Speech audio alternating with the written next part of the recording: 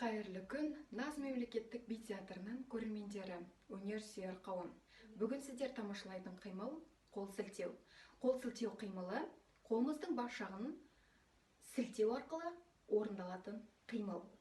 Бұл қимылды орындамас бұрын бірінші аяғымызды бос үшінші қалыпқа қоямыз. Оң аяғымыз алдыда. Қолымызды бірінші қосымша қалыпта ұстаймыз.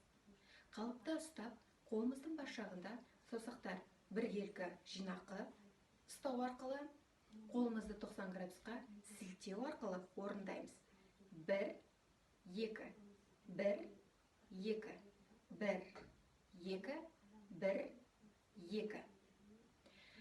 Қол сілтеу қимылы екінші қалыпта орындау. 1, 2, 3, 4. 1, 2, 3, 4.